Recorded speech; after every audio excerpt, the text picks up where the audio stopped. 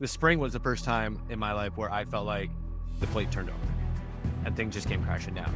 In order to, achieve the dreams and the goals that I have, I've got to learn how to say no to things that may not fit in life with priority. We can't do it all. Because when we try to do it all, other things suffer.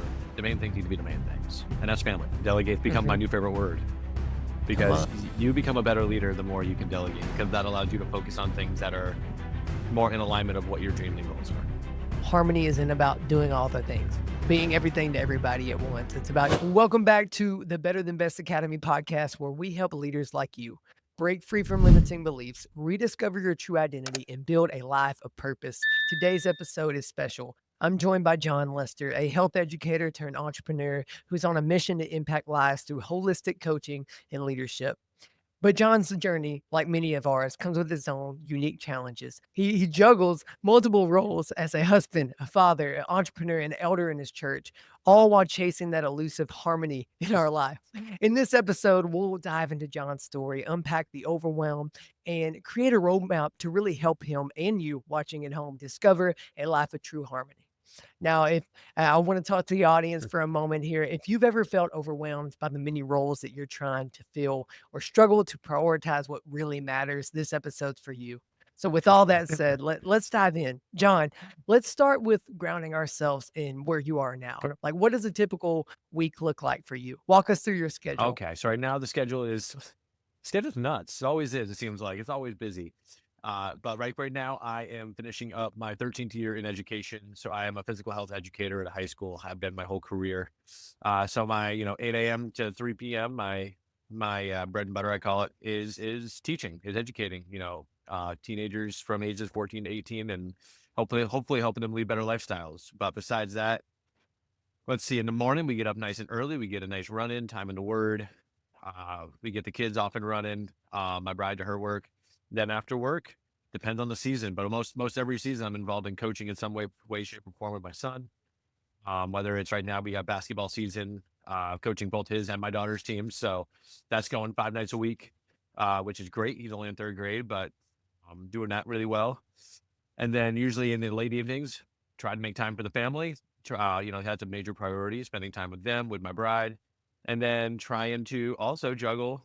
Hey, Better Than Best Academy fam. Wanted to take a quick break from this conversation. I hope you're enjoying it as much as I am. But first thing I want to talk about is, did you know that 98% of the people that watch this podcast on YouTube aren't subscribed? So there's a high chance that you right now are watching this and not subscribed yet. So first, I want to say thank you so much for watching. And two, I want to say go ahead and smash that subscribe button so that you can be the first to be notified when I drop more valuable content like this on YouTube. Now, let's get back into today's episode. A full-on coaching business that I've just launched, and being a part of an executive team for an online digital ministry and an elder in my church. So there is no empty spot on the plate, I guess is the way to say it. The plate is full, but it's a good full.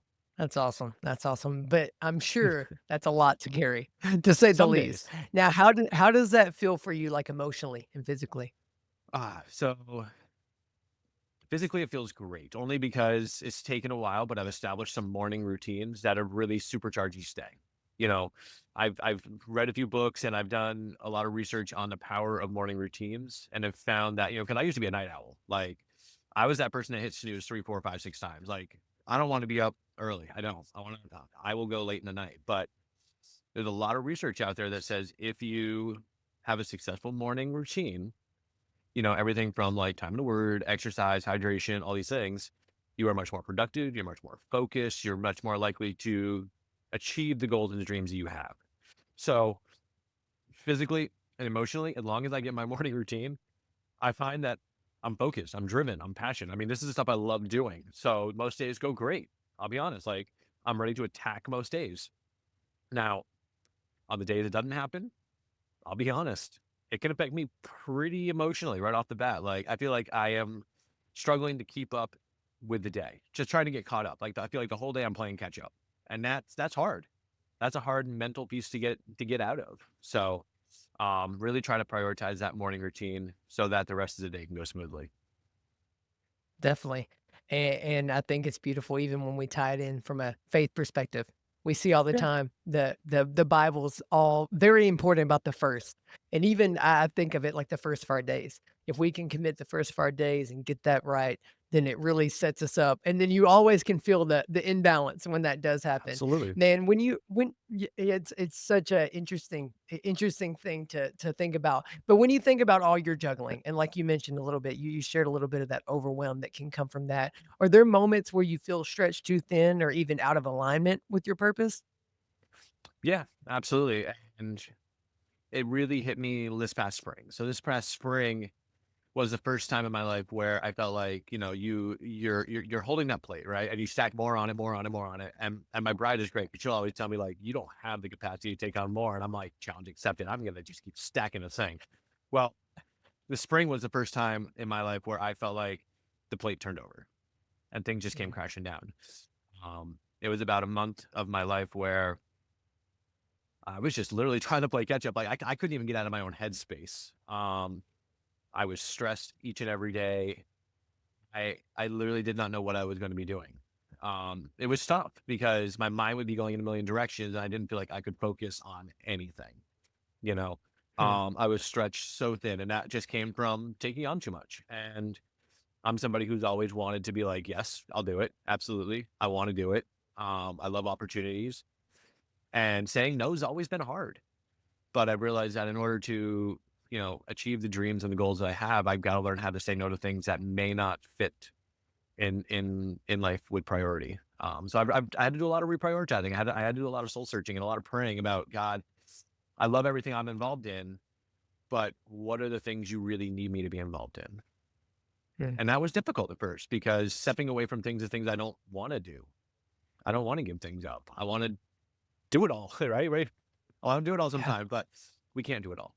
Because when we try to do it all, other things suffer. And honestly, my time with my kids was suffering. My time with my bride was suffering.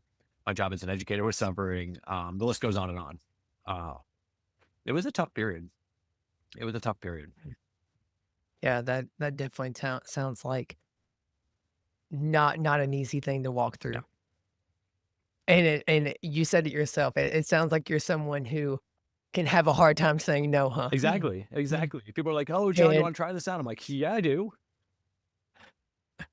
and you're driven by that deep desire to show up and help people. You wanna show up for everyone. Yeah, Now, let me ask you this, John, when you say yes to everything, what's the cost to the people you care about the most? depends on what that thing I'm saying yes to is. But as I found out, like this past spring, it would pull me away from my family. The cost was time with them, being present, and sure, I was physically present, but I'll be honest, I wasn't emotionally present. My kids were not getting the best of me. I might have been sitting there next to them, but I also had my phone out. I might have been physically in the room, but my mind was on what was on that phone because I was starting a business and chatting with other people related to this ministry opportunity. Um, so the cost became everything else I had said yes to. I was taking away from that, Mm. taking away from them, which when you're starting a career and a business based on something that's going to allow you to be more present for your kids and your family, and you're doing things that do the exact opposite, it was kind of like a big old like light bulb that went off, slap in the face, whatever you want to call it. Like, what are you doing? What are you doing right now? Right. So, That's so good. yeah. Do you feel like, in this, are you unintentionally becoming the kind of father or husband you swore you never be? Luckily, it never reached that point. Luckily, I That's have a bride who's I love her to pieces, and she's brutally honest. That's one of her aspects I absolutely love about her is that we have open communication to the point where she can say whatever to me, as brutally honest as it can mm, be, without fear of, like me getting upset or retaliation or anything like that. It's just like she can bear it all. And I'll be honest, I'm pretty open minded. I might have that initial gut reaction, like, what do you mean? But it's like, I like to think I'm good at stepping outside for a moment, like stepping outside of my own mhm, body, like taking the 30,000 foot view and going, let me look at this. Let me keep an open mind. Um, yeah, that's good. And even in our I think it was our pre-conversation we right. had that you mentioned, being driven by that desire to Yep. serve. Is that desire serving your family, or are you sacrificing their needs for the needs of others? That's something that definitely comes up in my mind as I'm taking on new things. And, Mhm. I have a lot of really close friends and a lot of close brothers in Christ that I use as accountability for all aspects of life, not just Yeah. physically, but emotionally. And as we've been, doing more and more in this life and taking on different opportunities, being able to present it to them in that way, because we all know where our hearts are. We all know that we are Yeah. husbands and fathers first. And sometimes we get Mhm. asked that question of, how is this going to help you be a better husband and father to your kids and family? And sometimes it hits you hard. You're like, you know what? You're right. This is not Mhm. helping. This is actually detracting. And other times it's, well, we can get a chance to explain how it's going to better affect our family. Like with this new business in particular that I've taken on, I know that this is going to allow the time and financial freedom to provide for my kids and give them opportunities they've never had before and to be more present. Like for instance, they have a school field trip. Something really Mhm. simple and mediocre, it sounds like, but to not have to worry about putting in sub plans and, requesting PTO time off, it's like, I'm going to have the opportunity at the drop of a hat to go do that. Or if one of them gets sick and Yeah. just needs daddy to come pick them up and bring them home, I can do that. So to answer your question, yeah, I try to have some things in place, some structure around my life that helps me to always keep the focus on the main things, right? The main things need to be the main things. And that's family. Family's Mhm. first. Definitely. What's coming up for you right now Ah. when you think of all this? What do you mean with far it's coming up? Like Like, where else in your life have you found ways to maybe avoid being seen or heard? Let's talk about that. ways I've avoid being seen. Hmm. I'm trying to think of a for instance on that one, like an example. Reword that question one more time. For sure, for sure. So as we've been in Yeah. this, I like to kinda shift our thinking Yeah, sometimes no, because and I'm we open can to get that. I'm just trying to think about kind it. of focused into one yeah, if we get focused into one area, I like to kind of pivot and see where things will go. But yeah, for instance, like what as we've been going through this Yeah. conversation today, like what's coming up for you right now? Like, are there areas in your life where you've found ways to avoid being seen or heard, or do you feel like you're always doing and going? I feel like I'm always doing and going. Um, Rest is not something I enjoy. I do not enjoy Yeah. idle time. I do not enjoy, as bad as it might sound, because I know in the Bible we are called to sometimes be still and seek the Lord. And that's one of the honestly the toughest things I struggle with in life is Mhm. being still because I am a constant mover. I do not sit well. Even sitting like here with you for half an hour, my feet are already like tapping, like I gotta get up and move around. Like Uh-huh. it's crazy. Um, but yeah, I feel like I'm always on the go. I find I'm a pretty chill kind of guy, but at the same point, I'm always moving.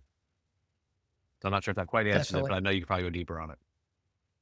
No, no, that was great, and I can definitely relate because I spent a lot of my life and still at times, if I'm not careful, will dip into that where I had to learn very quickly that we're human beings, not human doings.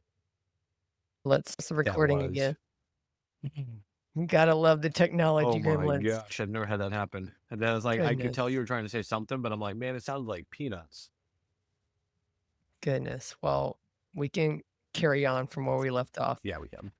You were saying how it's a challenge for you to slow down, Yeah, to rest, even though you know that we're called to this, we are. especially, I mean, the Bible's always telling us we're called for this, Hmm. and I can relate to that as well. I feel like I'm a former overachiever, former Yes, workaholic. It's still a work in progress. always. But with all that, I'm curious, where do you think this need of doing and going comes from for you?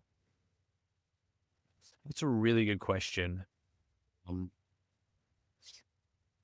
I think part of it is a struggle I've always had with control. I've always Mm, been someone who struggled with needing to control things. And part of that leads to doing everything, right? Because, like, take for instance, like, I'm the president of our rec committee, a rec council for sports for our elementary. Um, Not a position I necessarily went after. I was kind of sought after it because I have experience with high school athletics, but I couldn't say no, right? There's that thing I couldn't say no.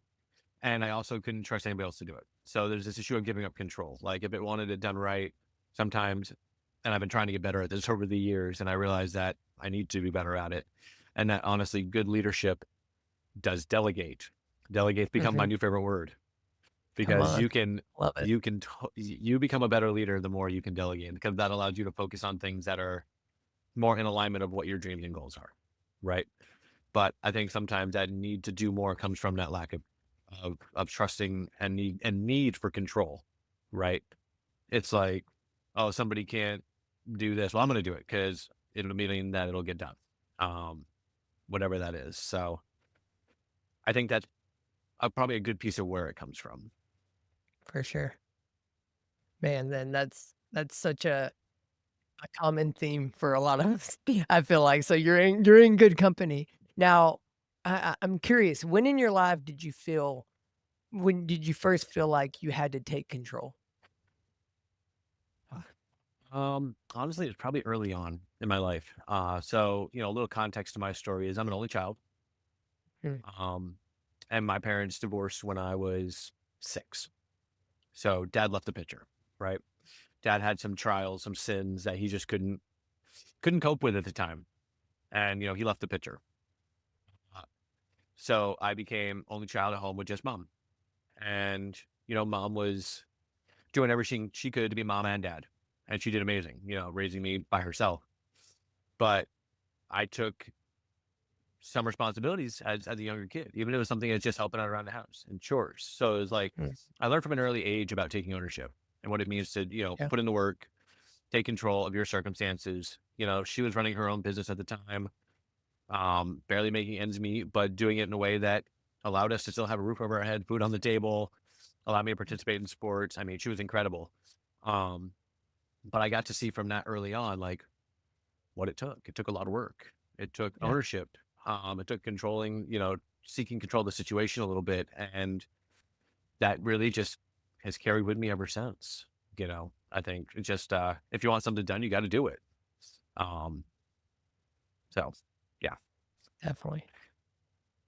Well, first, I always am grateful when people share, Hmm. because vulnerability is a gift, and we don't owe it to anyone, but there's definitely a beauty in it, especially from a leadership position. Where this idea and this need for control first came up for you. Now, how has that belief shaped the way that you lead, parent, and even approach your business now? That's a really good question. And I think in a couple ways. One, it's helped me identify where I am taking too much control. Like, especially with my business, it's like I'm building a team of guys, and I have to realize that I'm not there to do all the work for them. I'm there to lead, and leading is not doing things for people, right? So it's learning from that past experience of like, all right, leadership is not about full ownership, right? It's about it's about shared ownership, which means they should have some responsibility. They should have some buy-in. If you're going to have a good leader, you want to have that buy-in. I know John Maxwell talks about this in his laws of leadership. One of them is the law of buy-in, and for people to get buy-in, they need to have some ownership. They need to have that.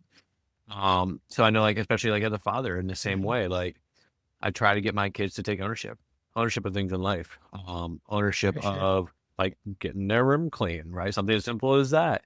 You guys own that space. Let's keep it nice. You guys have control over it. Um, so delegate's still my word this year. I keep coming back to it, trying to figure out things I can delegate to my kids, especially now they're getting older and wanting more responsibilities, right? They're looking for more It's so good. responsibilities. And as hard as it might be sometimes in the moment, just like it is in business, to give up that control, because I know a lot of us struggle to give up control, myself included. Like it's hard because it may not come out the way that you hope it will or that you think it would if you were doing it. You have to think about what the other person is learning through that experience. So like my kids, for instance, love to help me cook. My wife does not like having the kids help me cook because it usually means the mess is 10 times bigger, right? So the mess gets way bigger when they help. But what am I telling them if I never let Oh, them help yeah, me cook? What am I telling them? So, for sure. and as much as I want it to sometimes be quick meals because like we're out for basketball that night and we need to Yeah, quickly for get it real. on the table, there's other times where I'm like, all right, pull up a chair. We're working through this recipe. Now that my son can read, I'm like, read me the recipe. I'll break out the eggs. My daughter loves cracking the eggs. It's like, let's do this together. And honestly, it's much more fulfilling when you see others get that sense of accomplishment because they did something and helped. And same thing in our businesses, right? When you see Love what it. you're doing impact somebody else just from like you serving them and then like they go out and do the same thing and they're excited about it, it's like, wow, that's a cool leadership moment. Whether again, it's as a husband, as a father, as a coach, whatever it is. I mean, Yeah, oh my gosh. Like when I see my son go out there on the for court sure. and he's bringing the group of kids together to talk to them instead of me doing it as the coach, like that's like the biggest win for me right there because you see them taking things that you've taught them and they're doing it on their own, on their own. Sorry, I could Definitely. go on for that one for a while. Now you mentioned as you're sharing that again, this is great, and I feel like we live in this tension when it comes to these strengths, but can also be dark sides. For instance, control to a degree, taking ownership to a degree is so valuable. And to its great extreme, then we're just over controlling things. You mentioned that your word for the year is delegate, and I love that because I've actually with one of the coaches I've been a part of learning from, I've kind of developed a little. I call it the freedom formula and I think it would be an exercise that would help you. And if you're up for it and you have something to do you have like a pen and paper lying around? Yeah. Yep. Got it. Great, grab that real quick. Let's do this. I feel like this will be a good exercise. I know you're a teacher, Okay. so I'm sure you'll enjoy this. But all right, so at the top of this paper, first make yourself a little T chart. You know how to make a T chart. Let's make a T chart. Yeah. And what I like to call this Yep. is the energy audit. So once you've created your T on the left side, that Yep. column, at the top of it, can you write energizers? And then on the right side, write drainers. Now, I want you to take a few minutes here and kind of think of those things in your current schedule and life and task that fit in either of those Yep. columns, whether they're energizers or they're drainers. Like, what are those things that really Yep. make you come alive? Yep. And then what are those things that you're doing now that is the bane of your existence? Now, I'll give you a few minutes and kind of write down some of those, and then I'll show you the next step for this freedom formula. Cue Jeopardy music. Just kidding.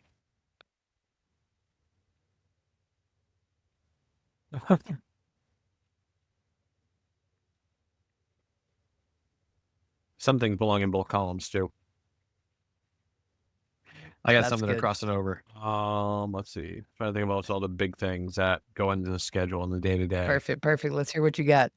Okay, so energizers, my morning routine for sure. So that involves, my exercise, that involves my time in the Word, my quiet time, just in general prayer life. Like major energizer because that really sets the focus for the day, right?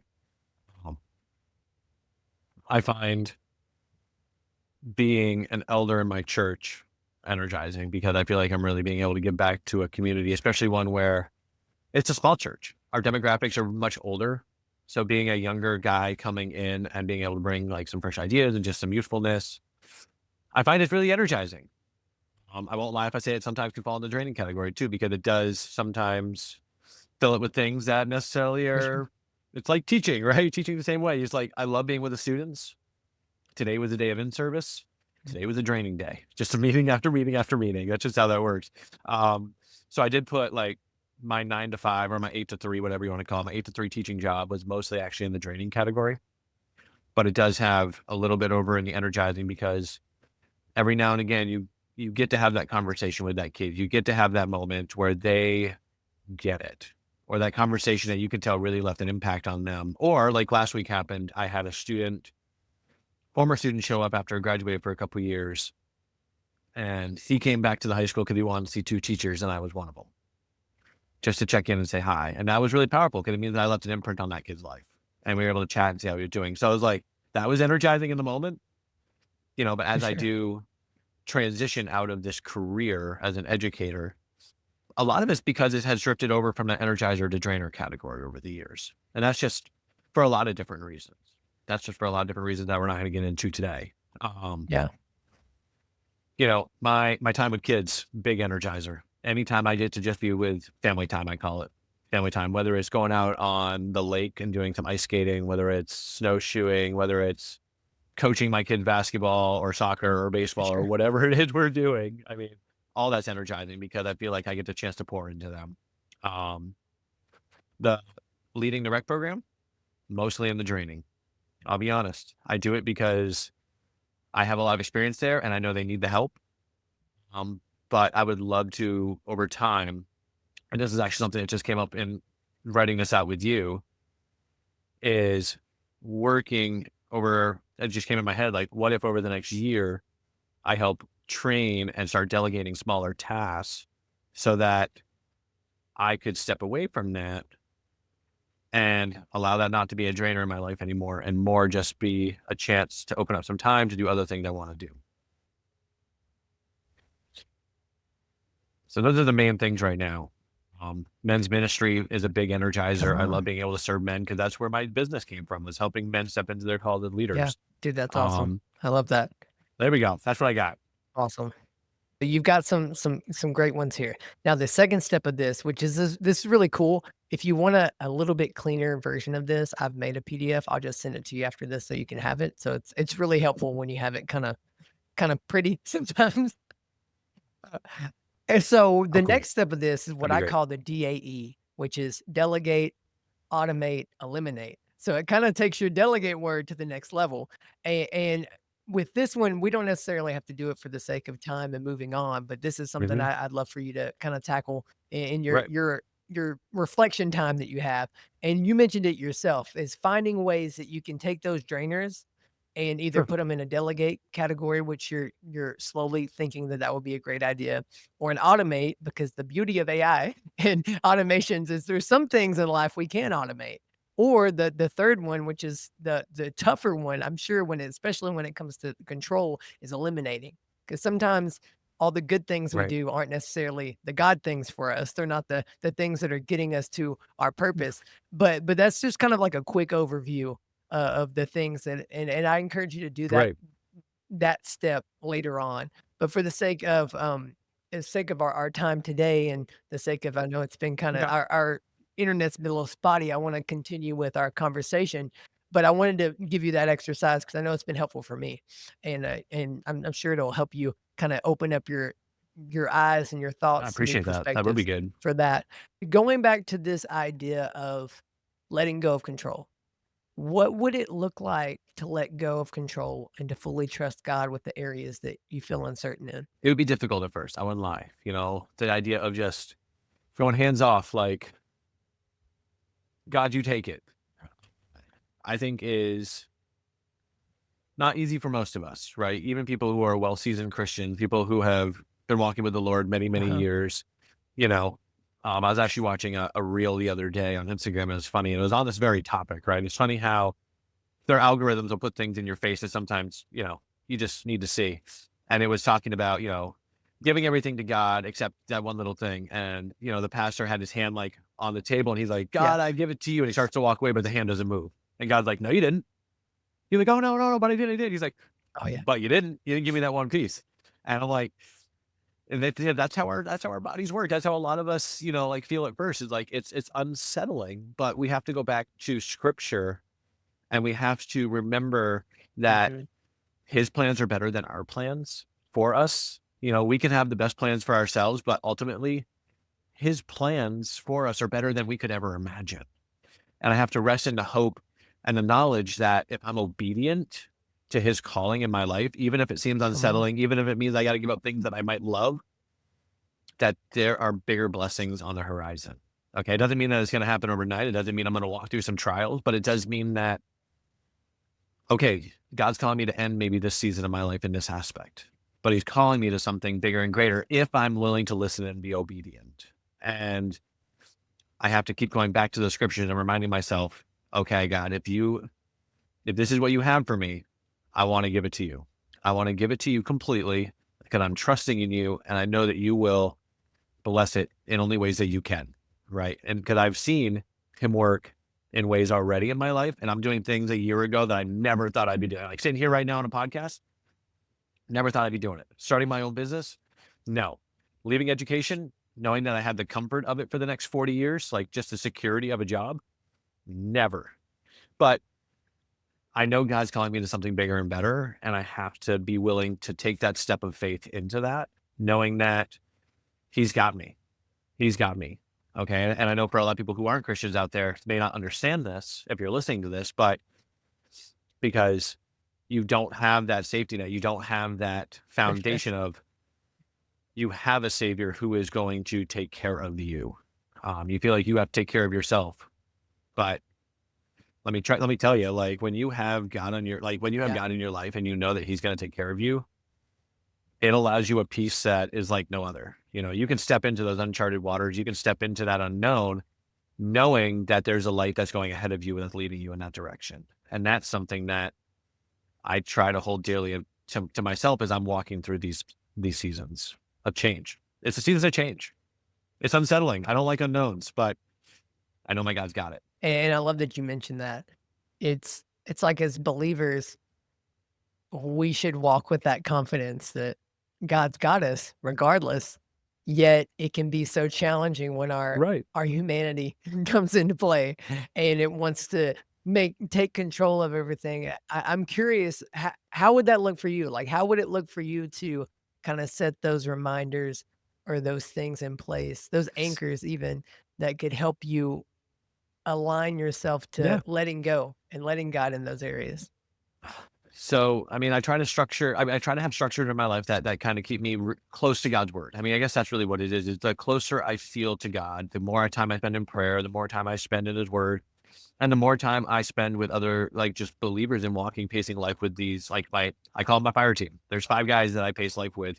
They're spaced out all over the country, but it's a deep brotherhood that is based in accountability, love, compassion, all these things. You know, the closer I spend to these things in my life, I feel like the more I'm able to just be at peace with what God's calling me to do and be willing to let go of things. Because I know that if I left it up to just myself and my flesh, it would never happen, right? Because this mind doesn't allow us to. Um, Mhm. so I like having those things in place that lets myself get out of my own mind and to allow for God just to take control. John, so as a whole, your story is incredibly inspiring. Like you've talked about many different aspects that you're in. You've talked about growing up without a present father and how you've been driven by your passions to help others' dads show up for their family. And I want to dive a little deeper into that. When you think about the kind of father and leader you want to be, what does that look like? I want to be the type of father and husband that my family can count on, not just to be there, like present physically, but to be somebody who can point them closer to Jesus. I mean, I didn't come to faith until I was 18. I had nobody showing me the way. I mean, I got raised with, I would say, Christian values. My mom was great. She raised me with Christian values, even though Christ wasn't necessarily in the home. Um, but I want to be the type of father, the type of husband that shows them. I mean, John Maxwell puts it really well, which is like knows the way, goes the way, shows the way, right?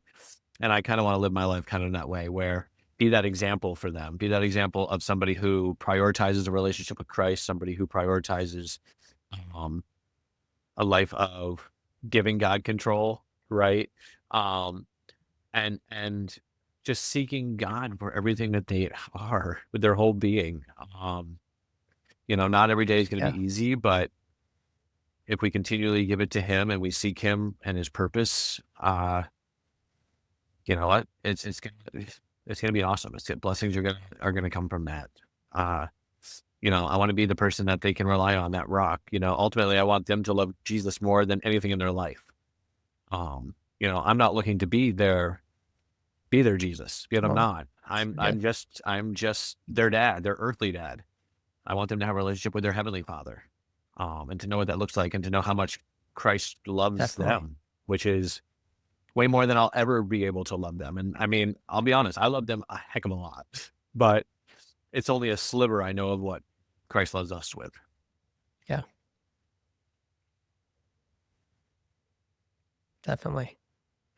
I love this picture that you're painting when it comes to the father, the leader, the legacy even that you wanna leave. I wanna do a quick little reflection, if that's cool. I want you to imagine your life 10 years from now. Yeah. I know that's crazy to think 10 years, but I'm sure it will be there in a blink. Your coaching business is thriving, your family is flourishing, and you're living in that harmony and in alignment with God's purpose. What does that version of John do differently than today's John? So that version of John 10 years from now, living in that harmony, thinking about where life could take us. I mean, I want that John, or I can envision that John not being such a control first. I mean, as that terrible as that might sound. No, actually, it's somebody who's at peace, somebody that they can look at and know that this is a confident guy. This is somebody who knows whose he is. He knows where he's going, what he's gone through, and the confidence in where he is going. I mean, that's really it. And to be at peace with that, to somebody who can slow down, somebody who can take time to just be present. To not have to worry about all these little things that you feel like you have to take control over, but um, be at peace with that. And I think, I look down the road 10 years from now, my son will be 18. Whew, 18. Okay, now you just put that picture in my head. Thank you for that. And my daughter's going to be 16, which is, I don't even want to think about that one because then you include boys and cars and um, maybe I won't be so Wow. much at peace. Now, I see what you did there. But no, seriously, I just hope that in You're 10 welcome. years' time that honestly I've set my kids up and my bride, both of us, have given them enough of Oh, a man. foundation, not only with their relationships with Christ, but just as people that they're going to, leave our houses and they are going to follow their purpose. They're going to be seeking Christ in their own way and learning from our mistakes, learning from that, and hopefully having a life that well exceeds my own. And that they can fulfill God's purpose in their life, wherever that might be. So good. How does it feel to know that your story can be that source of healing and transformation for others? It's powerful. It's a powerful thing because and that's honestly why I tell people, like, I'm an open book. I have no problem being vulnerable. I have no problem telling stories about my past, the highs, the lows, because there's power in sharing. And I think a lot of guys, especially, men in general, they have a hard time getting emotional. We actually recorded a recent podcast on this very idea of like emotions and being willing to be vulnerable, to share, because it's so powerful. We have so much to learn from each other, and all it takes is us just being willing to open our mouth and be honest, be transparent. And honestly, if my story can help touch the life of even just one person, then that's a godsend. I mean, that's the Holy Spirit working right there. That's God providing in ways that probably never would have been possible otherwise. So it's truly just a godsend. And I know I've learned from a lot of other stories of other people. If it wasn't for their story, I probably wouldn't be where I am today. Come on. That's so good. Man, John, our conversation's been great, and I feel like we definitely could continue. And even despite the gremlins and technology, as we kind of Oh, of start to course. land the plane a little bit, and of course, us that have been in the church circles know that we might land the plane 4 more times before we actually do. We might just circle around a few times, but man, let's turn this vision you have into action. Like harmony isn't for you isn't about doing everything at once. It's about doing the right things at the right times, and you have the action. Like really looking at harmony isn't about doing all the things, being everything to everybody at once. It's about doing the right thing at the right time. And that even starting small. I want to challenge you to find one thing that you're currently doing now that may feel good for the ego or your flesh, but doesn't necessarily align with the father and the husband or the leader you want to be, and then stop doing. Now, are you willing to take that step? And I think it's possible. It just takes that willingness to relinquish the control, and I get it. It's control is a filthy master that just thinking and become an idol for us for sure. Now, as we do close out today, I like to pause before we really close out. I feel like that's the real epitome of leadership. It's like true real leadership is having the ability to empower others and equip others, and it can be so easy for us as leaders because we know how to do things, and I think of even in our businesses, as I've talked to other business leaders in this journey, is so many of us want to hold on to maybe it's the creative aspect of editing the videos. For me, I edit a lot of my videos, and I cannot wait till we're at a space where I get to hand that off. It's gonna be a challenge, but boy, will it be amazing to just say, "In recording," and sit and prepare for the next thing instead of thinking, "Okay, when am I gonna schedule this 2 weeks from now?" But I say all that to say is that's what's beautiful about the energy audit, to circle back to that, is like you said, we don't take the time to look at what we're doing and seeing those things that absolutely suck the life out of us.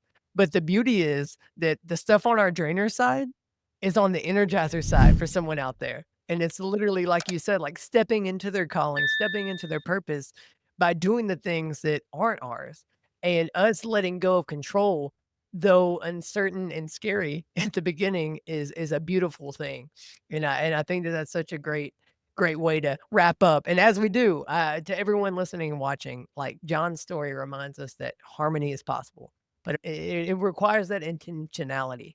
So I have a challenge for you listening and watching. I want you to ask yourself, where am I choosing comfort over transformation? What's one area that this week where you can lean into that discomfort and say no to what's easy for you to just say yes to? So you can be more aligned with what God's calling you to, not just the good thing that may feel good. And I want you to identify that one area this week and really step into that harmony, because it's not about balance, but it's about finding that rhythm of what really works for you. And remember that progress doesn't come from perfection. It comes from that persistence and that consistency. Man, John, thank you again for sharing your story and just being open and vulnerable.